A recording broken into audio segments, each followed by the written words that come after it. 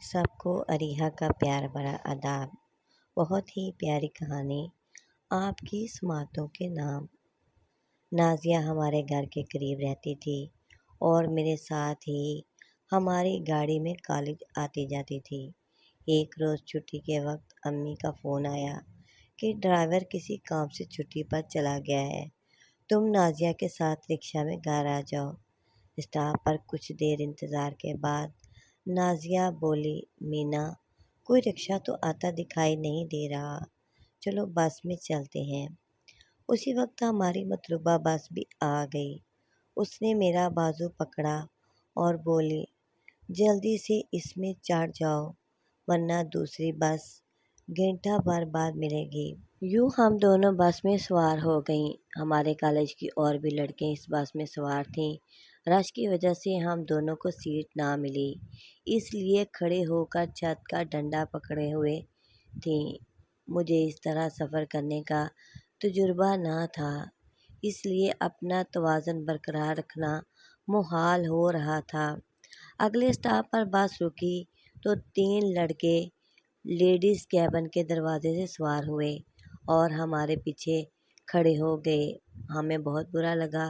2-3 مرتبہ کنڈکٹر نے ان سے کہا کہ یہ لیڈیز کیبن ہے، آپ لوگ مردانہ حصے میں جائیں، مگر وہ ٹس سے مس نہ ہوئے بلکہ دھمکیاں دینے لگے کہ تم جانتے نہیں ہم کون ہیں، ہم اس شہر کے راجا ہیں، راجا۔ زیادہ بات کی تو گاڑی سے اتار کر تمہاری دھنائی کر دیں گے۔ ڈر کے مارے میں تو کانپ رہی تھی۔ اتنے میں ڈرائیور نے گاڑی روک کر ان لڑکوں سے کہا، تم لوگ لیڈیز سائڈ سے اتر جاؤ ورنہ میں بس نہیں چلاؤں گا۔ یہ سنتے ہی وہ تینوں ڈرائیور پر جھپٹے اور اسے بری طرح پیٹنے لگے۔ میں تو خوف سے لرز رہی تھی اور اس وقت کو کوس رہی تھی جب نازیہ کے کہنے پر بس پر سوار ہوئی تھی۔ یہ سلسلہ جانے کب تک جاری رہتا کہ ہجوم میں سے ایک نوجوان نمودار ہوا اور تینوں لڑکوں پر بجلی کی مانند گرا۔ اس نے ان تینوں کی ایسی پٹائی لگائی کہ وہ بھاگ نکلے۔ اس سے پہلے کہ لوگوں کو لڑائی کا سبب پتہ چلتا، ہم دونوں بس سے اتر کر رکشہ میں سوار ہو گئیں۔ گھر آ کر میں بہت پریشان تھی۔ امی نے وجہ پوچھی مگر میں نے اس واقعے کا ذکر نہ کیا۔ دن گزرتے گئے مگر میرے ذہن سے اس نوجوان کا خیال نہ نکلا جس نے ان آوارہ لڑکوں کا دماغ ٹھکانے لگایا تھا۔ اس واقعے کو 2 ماہ گزر گئے۔ کالج کا ٹرپ پکنک پر جانے کو تیار ہوا۔ ہم سب طالبات بہت خوش تھیں، سب نے خوب انجوائے کیا۔ تبھی اچانک میری نظر سامنے سے آتے ہوئے نوجوان پر پڑی۔ یہ وہی دلیل لڑکا تھا۔ میں مہو ہو کر اسے دیکھنے لگی کہ یہ کہاں سے آ گیا ہے یہاں۔ اونچا لمبا قد، گندمی تانبے جیسی سرخی مائل رنگت، وہ اکیلا تھا۔ میں نے نازیہ سے کہا، یہ وہی ہے نا؟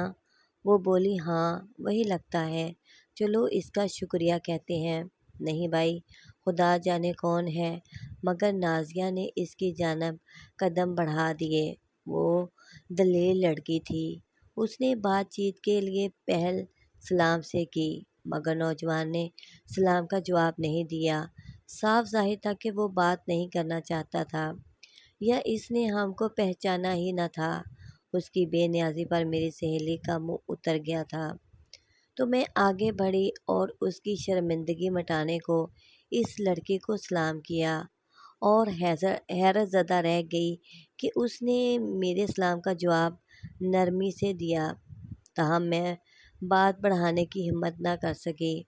تبھی نازیہ نے بات شروع کر دی، بولی، دراصل ہم آپ کا شکریہ ادا کرنا چاہتے تھے۔ اس دن ہماری وجہ سے لڑائی ہوئی تھی اور آپ نے ان بدماشوں کو مار بھگایا تھا۔ میں آپ کا شکریہ قبول کرتا ہوں، اگر وہ میں ہوتا آپ کو غلط فہمی ہوئی ہے۔ میں نے کسی خاطر لڑائی نہیں کی۔ اس کا جواب سن کر ہم دونوں چپ رہ گئیں۔ یہ بحث نہیں کی کہ اس روز آپ ہی تھے، مگر نازیہ نے ہمت کر کے اس کا نام پوچھ لیا۔ تب اس نے عجیب سا نام بتایا، یتیم۔ لڑکیاں بس میں سوار ہو رہی تھیں، ہمیں بھی جانا تھا۔ تبھی بس چل پڑی۔ تمام راستہ میں نازیہ سے کہتی گئی کہ یہ وہی شخص تھا نا؟ وہ کہتی کہ وہ نہیں تھا، ہم کو غلط فہمی ہوئی ہے۔ اگر وہی ہوتا تو اس کو اقرار کرنے میں کیا قباحت تھی؟ دن گزرتے گئے، ہمارے پرچے شروع ہو گئے، مجھے دن رات محنت کرنا پڑی۔ پرچے ختم ہوئے، گھر میں کچھ پریشانی تھی کیونکہ والد کی ریٹائرمنٹ قریب تھی اور وہ سوچ رہے تھے کہ اب کیا کریں۔ ایک دوست نے ان کو مشورہ دیا کہ میرے ساتھ فیکٹری میں حصہ دار بن جاؤ۔ پاپا نے سوچا کہ کاروبار تو کرنا ہی ہے، یوں وہ بزنس کی طرف آ گئے۔ شروع میں کافی پریشانی رہی، لیکن پھر کاروبار بالآخر چل پڑا اور کمائی کا دروازہ کھل گیا۔ پاپا اب تمام وقت بزنس کو دیتے۔ کچھ عرصہ بعد ان کی شراکت دار نے کینیڈا شفٹ ہونے کا فیصلہ کر لیا اور سارا بزنس میرے والد کے حوالے کر گئے۔ اب ان کو کسی معاون کی ضرورت تھی، لہٰذا وہ بھائی ناصر کو ساتھ لے جانے لگے تاکہ یہ کچھ کاروباری رموز سیکھ لے تو ان کا دستِ راست بن جائے۔ ایک دن اچانک ہمارے گھر پر غم کے بادل چھا گئے۔ فیکٹری سے گھر آتے ہوئے میرا جان سے پیارا بھائی گنڈوں میں گر گیا۔ انہوں نے کافی رقم کا مطالبہ کیا جو وہ نہ دے سکا۔ انہوں نے بے رحمی سے ناصر بھائی کو گاڑی سے کھینچ کر باہر نکالا اور گولی مار کر سڑک پر پھینک گئے۔ پاپا بزنس کے سلسلے میں بینکاک گئے ہوئے تھے۔ ہم ہسپتال پہنچے تو پتہ چلا کہ بھائی کا آپریشن ہو رہا ہے۔ جب ڈاکٹر صاحب باہر آئے تو دل دھک دھک کرنے لگا۔ انہوں نے تسلی دی کہ گولی ٹانگ میں لگی ہے اور حالت خطرے سے باہر ہے۔ شکریہ ادا کیجیے اس شخص کا جس نے آپ کے بھائی کو زخمی حالت میں دیکھا تو بروقت اسپتال پہنچا دیا، ورنہ زیادہ خون بہہ جانے سے جان بھی جا سکتی تھی۔ جب ہم اندر گئے تو یہ دیکھ کر حیران رہ گئے کہ جان بچانے والا پھر وہی شخص تھا جس کا ہم نے پکنک پوائنٹ پر شکریہ ادا کیا تھا۔ امی کی حالت تو ابھی تک سنبھل نہ رہی تھی، ان کا رو رو کر برا حال تھا۔ بھیا کو ہوش آ چکا تھا۔ انہوں نے ماں کو تسلی دی کہ اب میری حالت ٹھیک ہے، اللہ نے بڑا کرم کیا ہے۔ پھر اس شخص کا پوچھا جو ان کو ہسپتال لایا تھا۔ امی نے اس کو اندر بلا کر اس کا نام پوچھا۔ یتیم، اس نے جواب دیا۔ اس کے نام کی عجائبت نظر انداز کرتے ہوئے ماں نے اس کو بہت دعائیں دیں۔ بیٹا، تمہارا ہم پر بڑا احسان ہے کہ تم نے اسے اسپتال پہنچا کر اس کی زندگی بچا لی۔ میں اکیلا نہیں تھا ماں جی، خوش قسمتی سے میں اپنے ایک واقف کار کی ویگن میں تھا۔ ہم کسی کام سے وہاں سے گزر کر جا رہے تھے۔ اس شخص کو میں نے کہا کہ ہم اس زخمی کو ہسپتال لے جاتے ہیں۔ اس نے میرا کہا مان لیا، تبھی یہ ممکن ہو سکا۔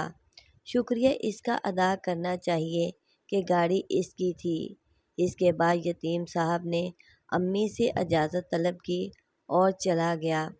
جاتے ہوئے کہا کہ آپ اپنا فون نمبر دے دیں تو میں بھائی کی خیریت دریافت کر لوں گا۔ امی نے پرس سے کارڈ نکال کر اس کو دے دیا جس پر پاپا کا نمبر لکھا ہوا تھا۔ میں اس کا شکریہ خود ادا کرنا چاہتی تھی مگر اس نے موقع نہیں دیا۔ اس سے بات نہ کر پانے کا افسوس میرے دل کو تڑپانے لگا۔ بعد میں اس نے پاپا کو کال کر کے نادر کی خیریت دریافت کی اور کئی بار بھیا کو دیکھنے اسپتال بھی گیا۔ بھیا ٹھیک ہو گئے تو ڈاکٹر نے گھر جانے کی اجازت دے دی، تاہم اس دوران ان کی دوستی یتیم کے ساتھ ہو گئی تھی۔ تبھی میرے والد نے اسے گھر پر مدعو کر لیا۔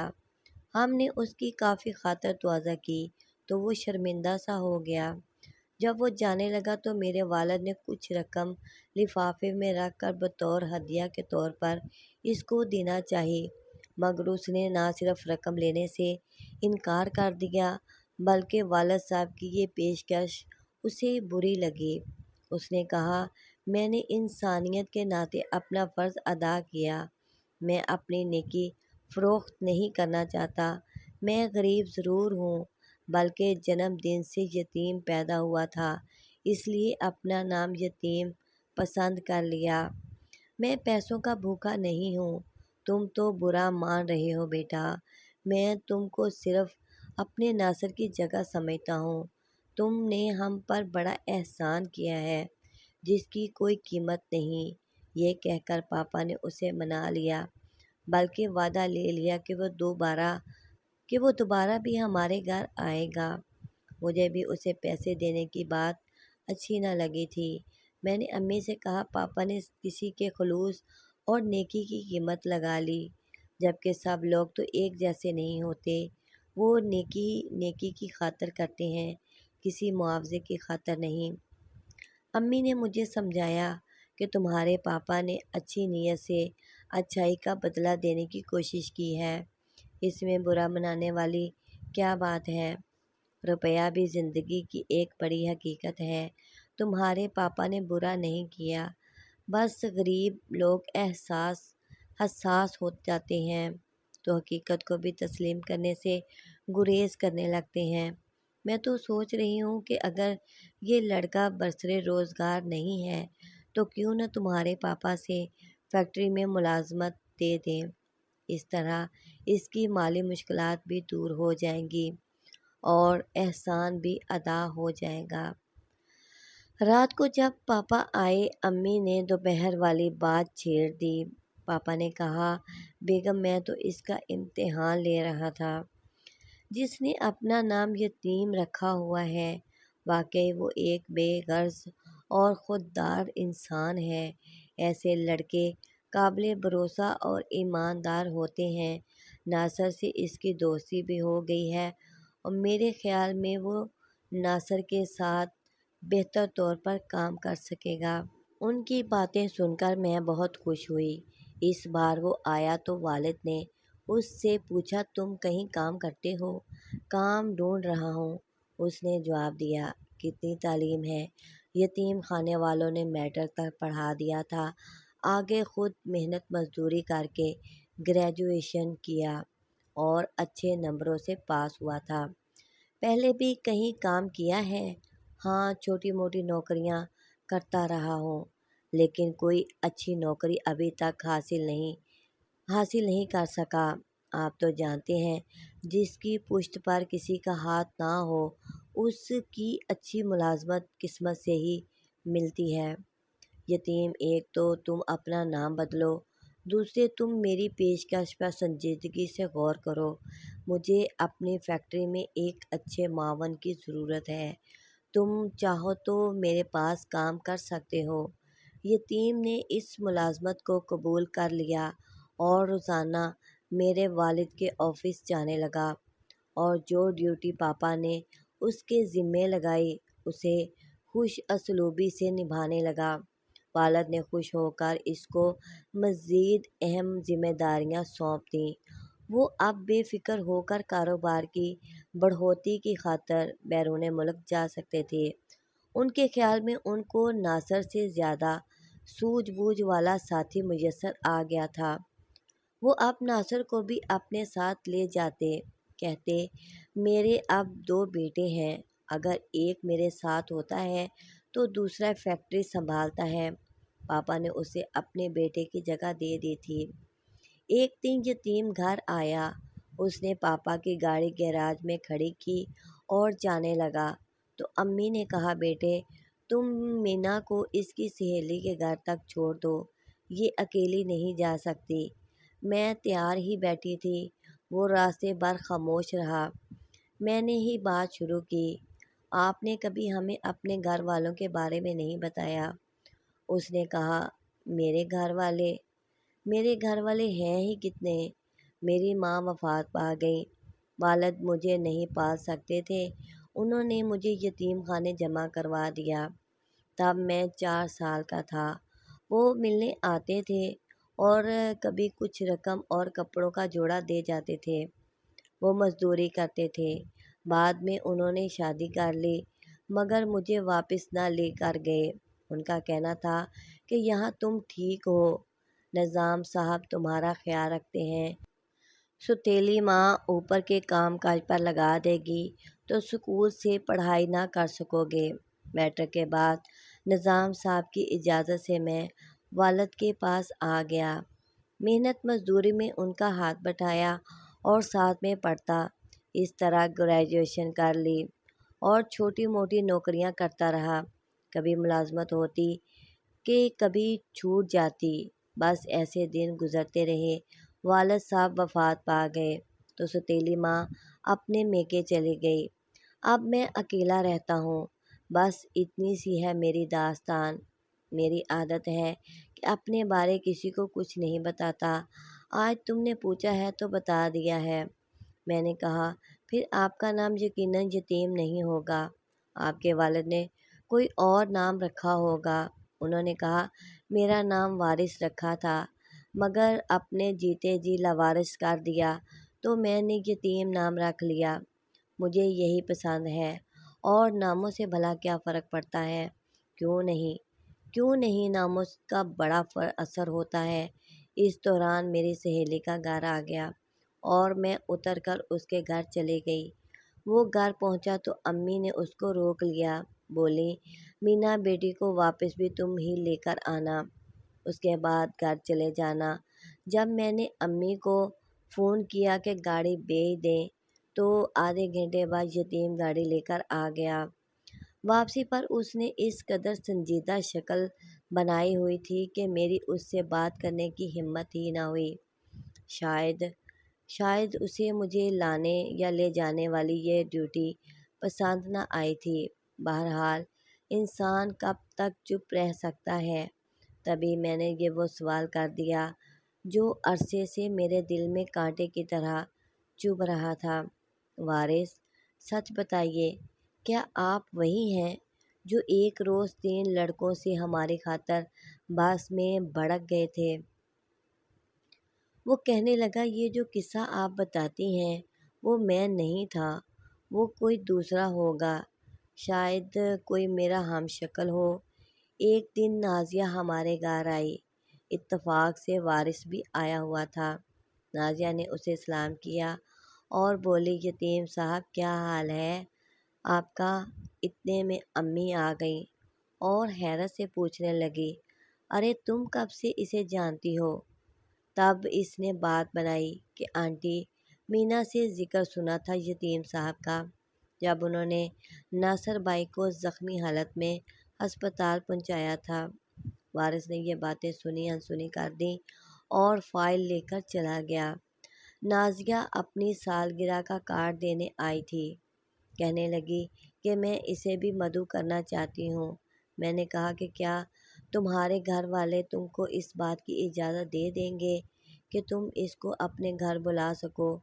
تو وہ اجازت دے دیں گے، لیکن یہ میری دعوت قبول کرے تو، کرے نہ کرے، تم دعوت نامہ دے دو، قبول کر لے گا تو مجھے تمہارے گھر لانے کی اور لے کر آنے کے بہانے آ جائے گا۔